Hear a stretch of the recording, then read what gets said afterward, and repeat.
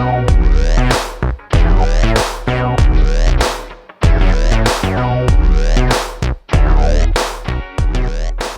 listening to the PR Wind Down Podcast, the show for public relations professionals who are ready to see real change in the PR industry. We are your hosts, April White and Laura Schooler. Let's get ready to wind down.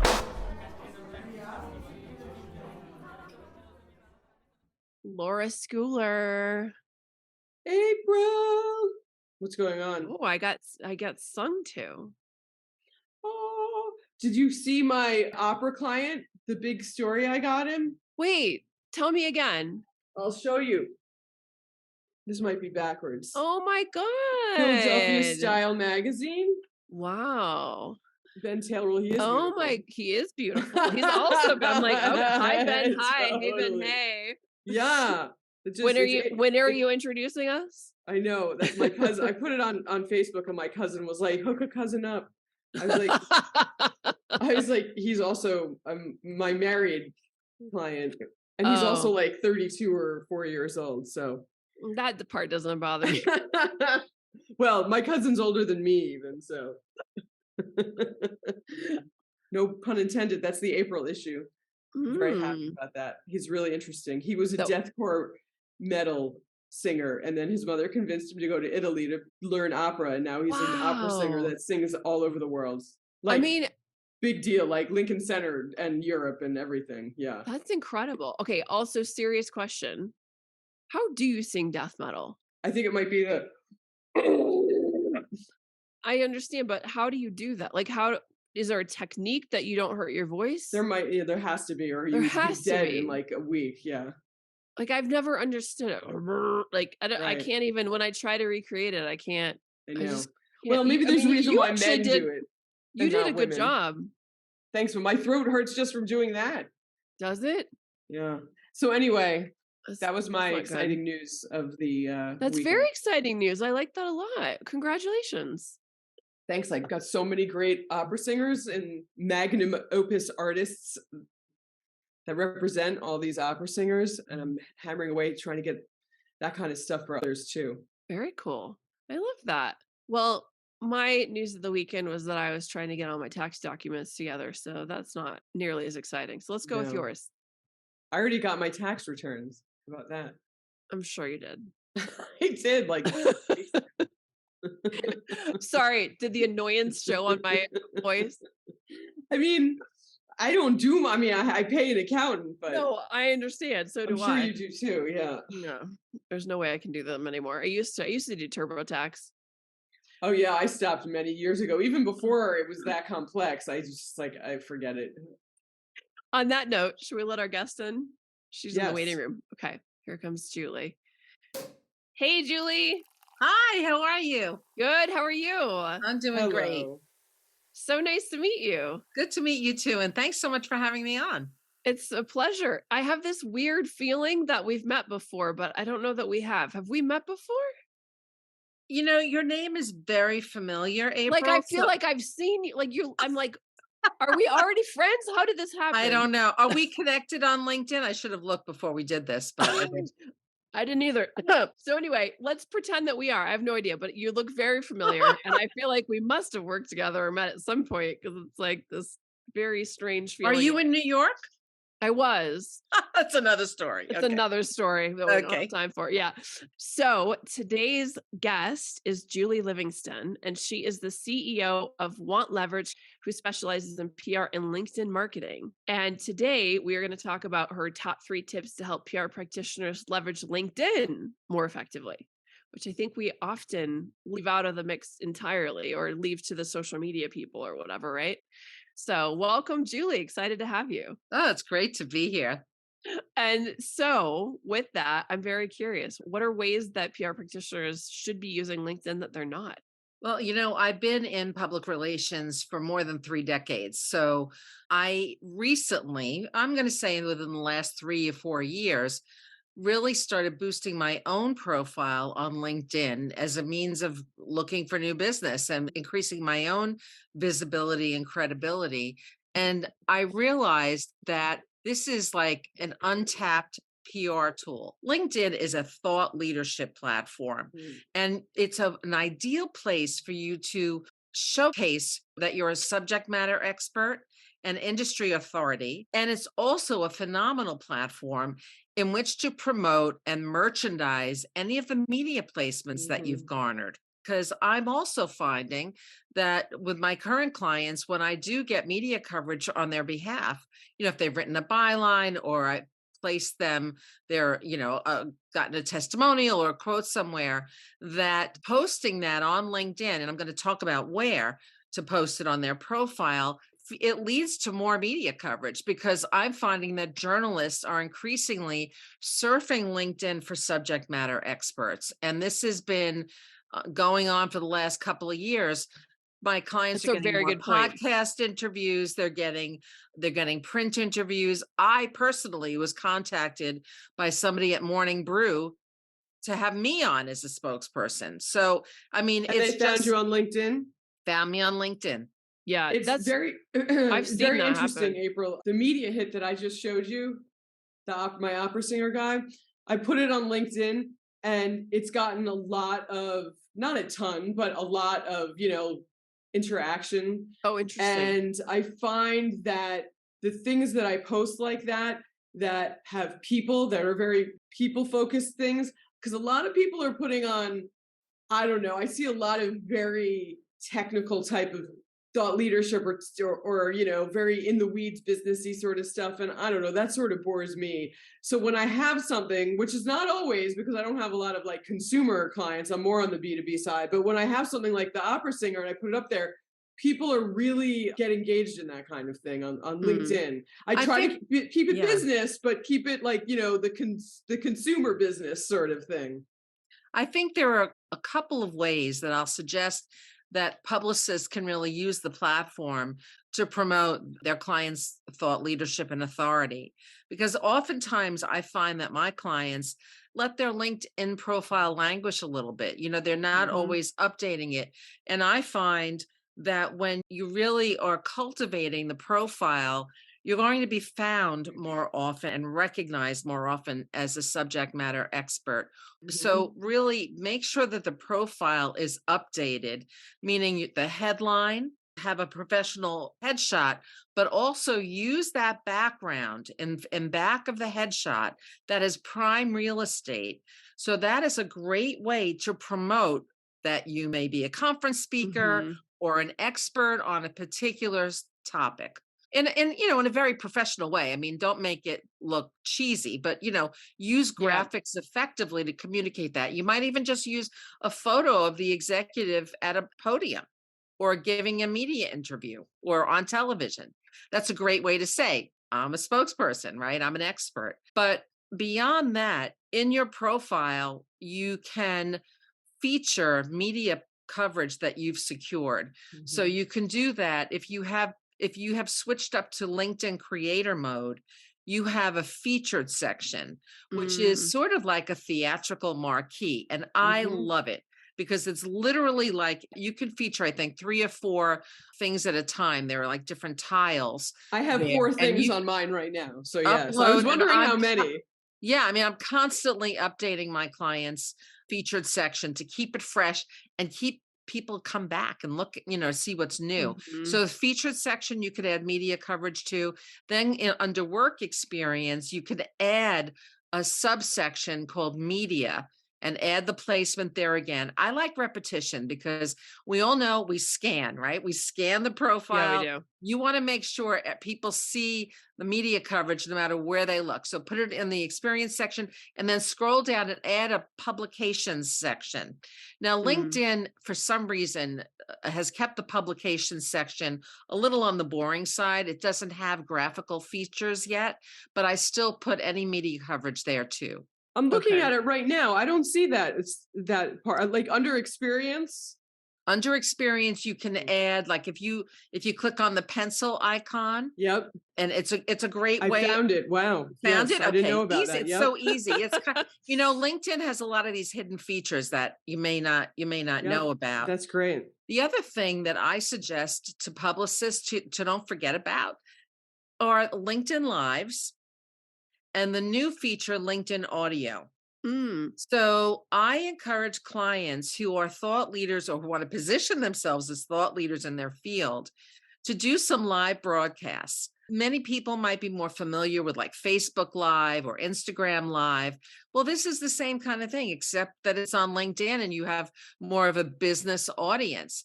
That is a phenomenal way to show how you speak, how you present by either just speaking into the camera on a particular topic, or I actually do my own LinkedIn Live show called PR Patter. I do it every Wednesday morning, where I speak to and have a conversation with other public relations and marketing folks in my network on different topics. That's the way that I position my own expertise. But my clients, I've encouraged to do the same thing too. The other thing is establishing a content strategy, as we all generally do. Make sure that your client really has ownership of a few topics that they can be known for.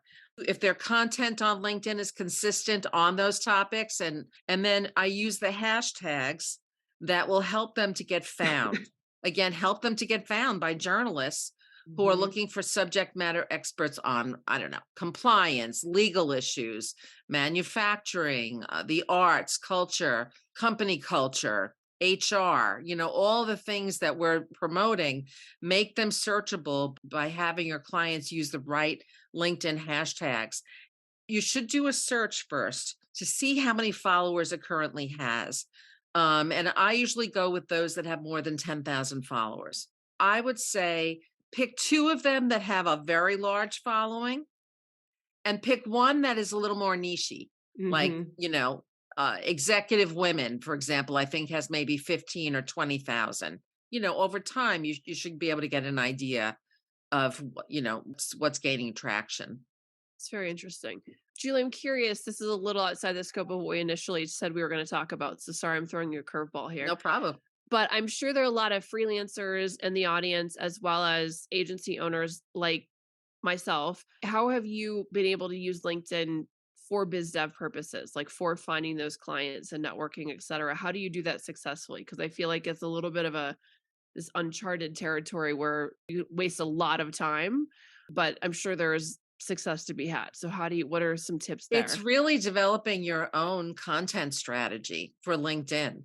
And just like you would do with a client, to identify what your agency is known for and where you could be the most useful, where you could be positioned as a resource to clients, whether that's for your networking, the kind of broad network base that you have that you bring to them. I know most of us serve as resources to our clients, right? For a lot of different things. Maybe it's media relations, maybe it's social media, but focus on like 1 or 2 topics. Okay. And post on them regularly, where you're sharing information and tips. Okay. People love simple takeaways that they can put into action immediately. And, for people who are not used to posting regularly on LinkedIn, don't get overwhelmed.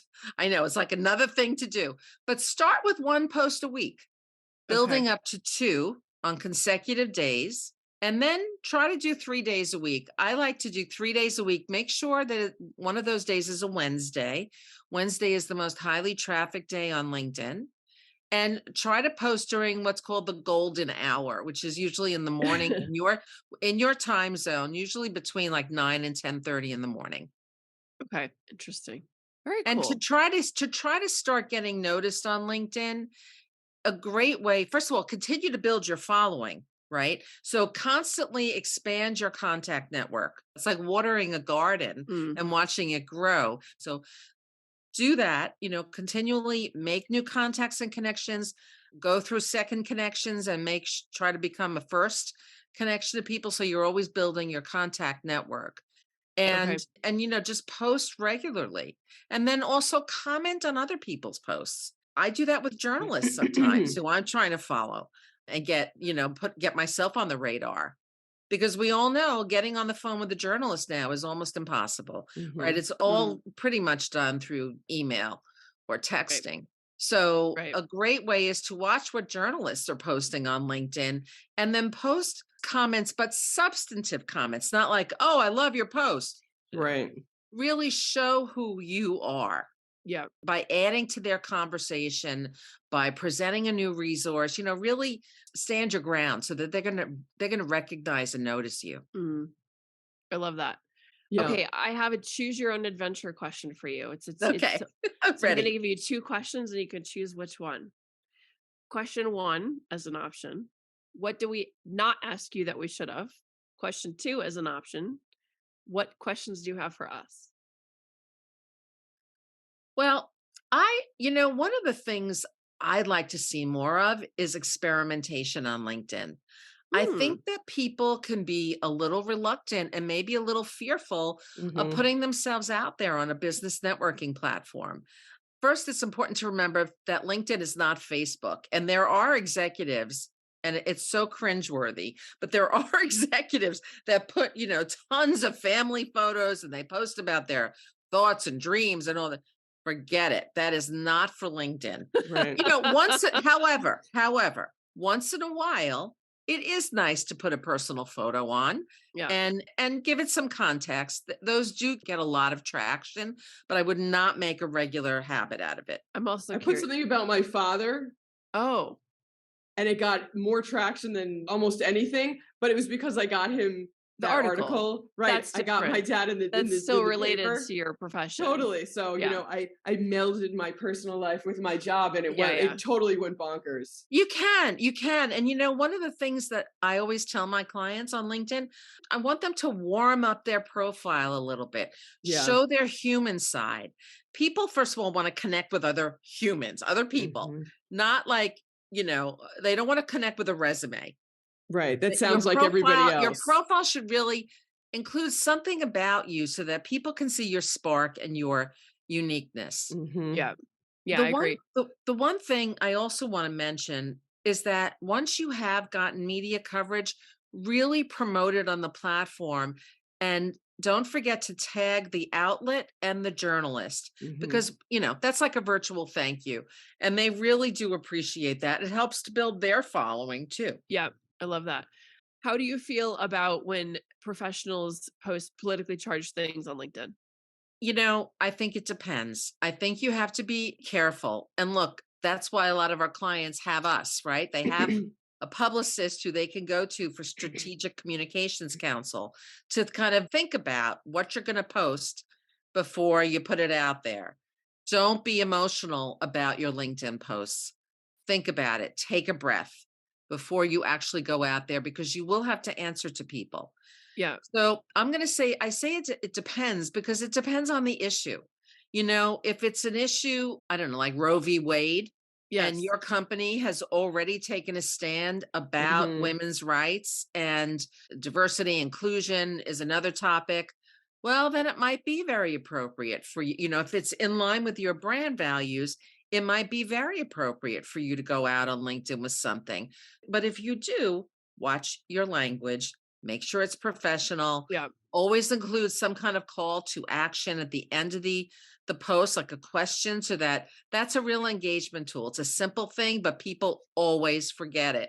And if Yeah. you really want to stir up that engagement and get people to comment and share and repost what you're posting, you need that call to action. So I'm going to say do it carefully and with Yeah. strategic communications counsel.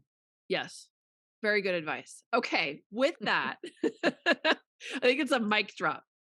Julie Livingston out. But with that, how can people find you, Julie? People can find me, guess where? On LinkedIn. I love making new connections. So look for me. My company again is Want Leverage Communications. So the website is wantleverage.com. Amazing. Thank you so much for joining us today. It's been a pleasure. And we look forward to connecting with you on LinkedIn. That sounds awesome. Thank you so Okay. much, April and Thanks, Laura. Have a Julie. great night. Okay, Thanks. Bye. bye-bye. Thanks, you too. Thanks. Bye. All right. So, our news of the day is that Levi's has been using AI models to increase its diversity, which has incited a lot of backlash because many have wondered why they didn't actually just hire more diverse models rather than employing AI diverse models, which is a very good point because, then you're not even paying Well, ironically, I'm wearing my Levi's jean jacket Oh from my, high you school. are. What is happening right now? And so if they want to be diverse by age, I am ready and willing. I don't think that's what we're talking about. And especially because this jacket is literally from the 80s. Okay, so back to the story. In the Know by Yahoo says the controversy surrounding artificial intelligence and its many questionable uses doesn't seem to be letting up anytime soon. Now it appears that a new diversity initiative from Levi's is only adding more fuel to the fire. According to a press release from Levi Strauss & Co., the brand embarked on a new partnership with a digital fashion studio that creates customized AI-generated models. The intent is to create hyper-realistic models of every body type, age, skin tone, and size to be more inclusive. However, the news sparked a pretty intense debate about what this could mean for the future of human models, especially those who represent marginalized groups, if they can so easily be replaced by fake ones, which is a very good question.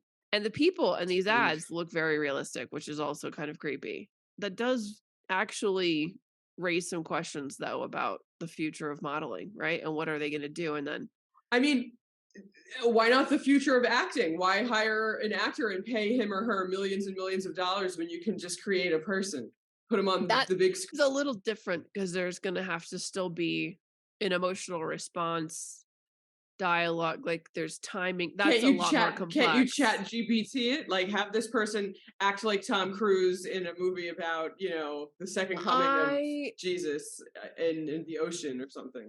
Maybe. I feel like my argument about why good writing and art can't be replicated by AI is the same though for acting, but maybe that's just because I fancy myself an actor and I'm doesn't it scare you a little bit? So you don't see modeling on the same stage as acting, no pun intended. I think it's like you can capture something in a still shot or a photograph more easily than something that dynamic. That's not to say anything bad about modeling, because there is a certain amount of like energy that you have to possess. And I mean, there will be things lost in translation. Like you're not gonna give the camera the same steam, or I mean, that's not gonna happen with AI, right? And but your it's AI like hide it a little bit easier than you could in a acting context. Right. But your AI generated model is not going to go on the talk shows and isn't going to go promoting your product at a live event and isn't going to have an Instagram following that everyone wants to see her next bikini shot. Maybe they will. Maybe the AI will. Oh Lord help us. Just keep generating new of the fake shots. person. I mean, that's totally doable. It's the going on TV and doing an in-store and all of that. That's not possible, right? Yuck. It's pretty freaky. I don't like it. So the fact that Levi's has done it, I mean, they're just the first of the rest, right? Well, and my question is, were they using it to create buzz knowing this was going to be controversial? Maybe. Because why put out a press release about your partnership? Yeah. I feel a little bamboozled as I'm reading. Right. It, according to a press release from Levi's, the brand is embarked on a new partnership with LaLaLand.ai, a digital fashion studio. Which you're right, because most of the time a big company like Levi's would never put a press release out about their partnership in how they're doing business. 99% of the time, the big company is like, I don't want to do a press release on our partnerships. It's not getting us anything, and it's tipping our hat to our competitors. So you may be right that they did it in this case because they knew that it was going to get media coverage just by the fact that they were doing it. You're right. This ChatGPT, it just came out of seemingly nowhere. Of course it didn't, but big people, rich, important people, and countries are trying to clamp down on this thing now because this could just completely get out of control where, I don't know, half the humanity doesn't have a job because AI just does it. Yeah. I mean, including PR. Yeah. Right? Why do you need somebody to write pitches and write press releases when you could just tell? Now, there has to be a person giving the ChatGPT or the AI the direction. So somebody needs to be involved, but far fewer human beings would need to be. Yeah.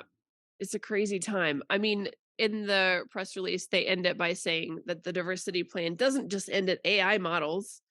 It's also going to be stepping up efforts to work with diverse content creators, as in real human people who are reflective of their broad consumer base. So I guess we'll find out in the end, but maybe they're going to use Chat GPT, fake people. I mean, I can understand where for diversity, people in diverse groups are probably like, finally, like the fashion industry is paying a lot more attention to minority groups, whatever they are, sexual preferences and gender diversity and ethnicities and all of that. And just when we're starting to work our way up, technology is going to make us obsolete. So I understand that that is not awesome, but I think that AI is just going to, it could be any, rich white guy's job could be gone, right? In finance in a second. Why does somebody need to be there trading stocks? Yeah. So I don't think it's just a diversity issue. It's a humanity